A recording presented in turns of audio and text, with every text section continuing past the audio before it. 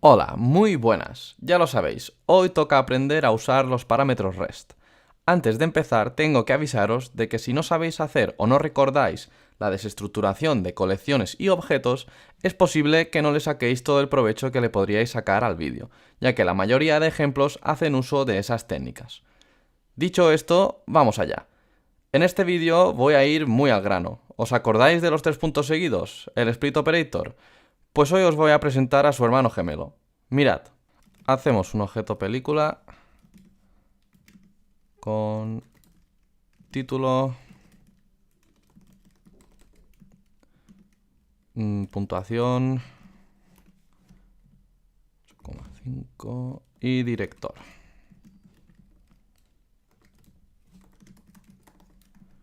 ¿Vale? Y ahora aquí hacemos una asignación por destructuring sobre película. ¿Qué os parece? Según lo que os expliqué en el anterior vídeo, esta sintaxis debería de ser incorrecta si pensamos en el split. No obstante, aunque aquí estamos usando la misma sintaxis, lo que estamos haciendo es uso de los parámetros REST. La diferencia está en que usamos los 3 puntos en una sentencia de asignación por desestructuración, que dicho de otra manera, cuando se usan los 3 puntos en la parte izquierda de la asignación, se hace uso de los parámetros REST. Y cuando se usan los 3 puntos en la parte derecha de la asignación, como aquí, vamos a verlo, Gladiator es igual a movie y le cambiamos el rating a 10. Estos son los 3 puntos en la parte derecha de la asignación. Por tanto, hacemos uso del operador split. Ahora que sabemos diferenciar los parámetros REST del operador split, vamos a ver para qué sirven los primeros. Siguiendo el primer ejemplo, si imprimimos props, vemos que guarda un objeto compuesto por todas las propiedades que no hemos desestructurado explícitamente, por tanto, todas menos rating. Vamos a ver algunas de las utilidades de este comportamiento. Aunque ahora os he explicado los parámetros REST en una sentencia de desestructuración de objetos, se pueden usar al desestructurar una colección e incluso sin hacer desestructuración. Por ejemplo, vamos a crear una función que suma tantos números como pasemos por parámetro. Imaginaos que podríamos pasar el primer número, el segundo número, etc. Y luego devolver un first plus second y llamarla de tal manera, ¿vale? Result. Vale, esto no sería escalable, porque si pasamos un tercer parámetro, pues nos quedaríamos sin poderlo sumar. Aquí los parámetros REST pueden ir muy bien, ya que al no definir ningún parámetro de manera explícita, lo que podemos hacer es que todos vayan dentro del parámetro number. ¿Veis?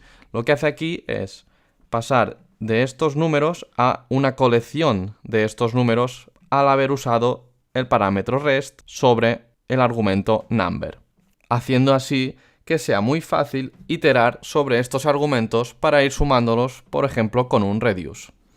Recordad que los parámetros REST únicamente guardan aquellos parámetros que no se han definido explícitamente, por lo que si quisiéramos, por ejemplo, multiplicar el primer parámetro a la suma de los subsiguientes, lo podríamos capturar de esta manera. Hit, ¿vale? Y bueno, hit valdría 1 y number valdría el resto de números. Veamos ahora qué podemos hacer si pasamos una colección a esta función sum. Y también cambiaremos este argumento, el nombre, por tail. ¿Veis cómo tail queda vacío y toda la colección se guarda dentro de hit? ¿Me sabríais decir por qué? Y os dejo unos segundos, vamos.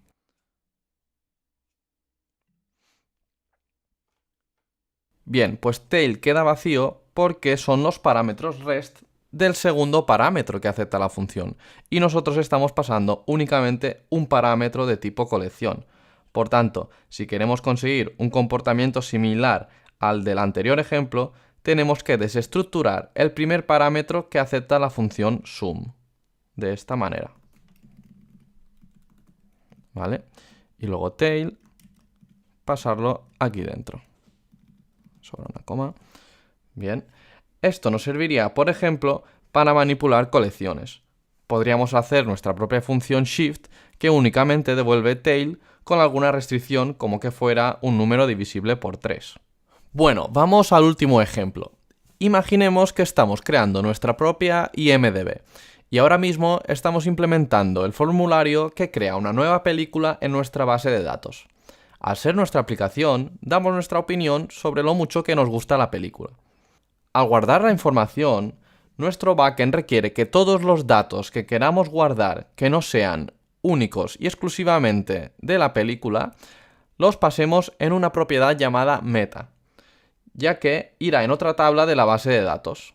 Con los parámetros REST, nosotros podríamos trabajar con una estructura plana y luego transformarla justo antes de enviarla al servidor. Veámoslo.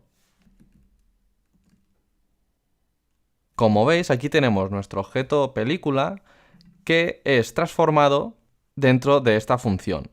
Y lo que hacemos es desestructurar la propiedad rating para poderla colocar dentro de la propiedad meta del objeto resultante.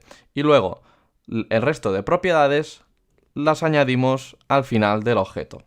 De esta manera podemos manipular el objeto como necesitemos y además de una manera escalable, ya que si fuéramos a añadir otra propiedad a nuestras películas más adelante, no tendríamos que modificar la función transform para que la nueva propiedad se enviara al servidor, ya que quedaría capturada dentro de props. Para terminar, os habréis fijado que ahora mismo la función devuelve un objeto con dos propiedades, meta y props. Si quisiéramos librarnos de la propiedad props, únicamente tendríamos que hacer split de la misma. ¿Veis? ¿Qué os parece? Aquí quedan patentes los dos usos de la sintaxis de los 3 puntos. En los argumentos capturamos el resto de parámetros y en el cuerpo de la función hacemos split de esos mismos parámetros. Bueno, ya sabéis una cosa más. Si tenéis alguna duda, no olvidéis apuntaros a mi Slack, donde os podré ayudar. Tenéis un formulario al final del post. Por ahora, esto es todo. Espero que hayáis aprendido mucho y adiós.